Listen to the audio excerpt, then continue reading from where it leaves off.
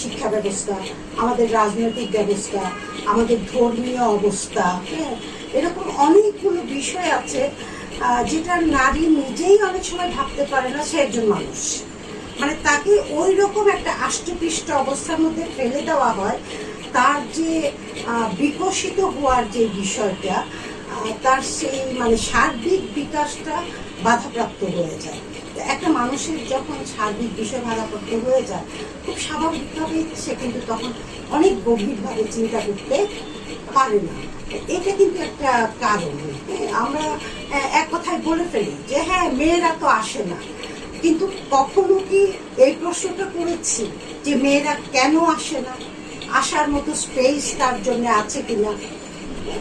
হ্যাঁ, সে যুদ্ধ করবে আপনার সাথে, কিন্তু পাশাপাশি তার জন্য তো আপনাকে একটা স্পেসও রাখতে হবে, তাই না?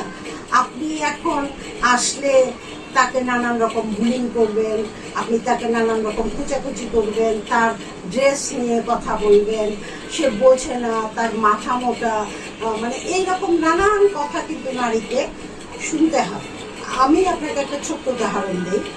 আমি যখন, আপনি সনটা হিসেব করে 1988 সনের কথা, সেটা আমি এক জায়গায় চাকরি নিয়ে গেছি। তো সেখানে আমার ইমিডিয়েট যিনি ছিলেন, তিনি আমাকে তার সুপারভাইজার হিসেবে মানতে তার খুব কষ্ট হচ্ছিল, এবং একসময় সে বলে ফেললো যে আমি নারীর আন্ডারে আসলে চাকরি কাজ করব।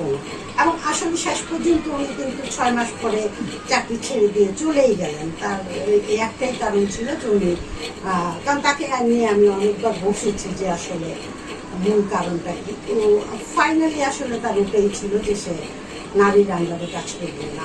তো এই যে মানসিকতাটা, এই মানসিকতার কারণেও কিন্তু নারীরা বেরিয়ে আসতে পারে না। কারণ যখনই আসে তখনই আমাদের ওই মাথায়, বিশেষ করে আমাদের ভাইদের মাথায় ওই জিনিসটা ঢুকে যায়।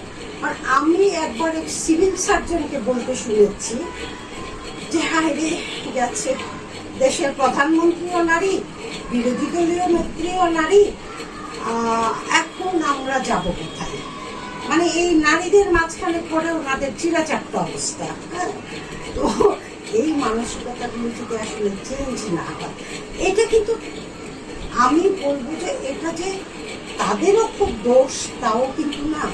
তাদেরকেও কিন্তু ওই পেরিফেরির মধ্যে তার মানসিক গঠনটাকে ওইভাবে তৈরি করে দেওয়া হয়। হ্যাঁ, তাকে ছোট্টবেলা থেকে পুরুষ হিসেবে তৈরি করা হয়, তাকে মানুষ হিসেবে তৈরি করা হয় না।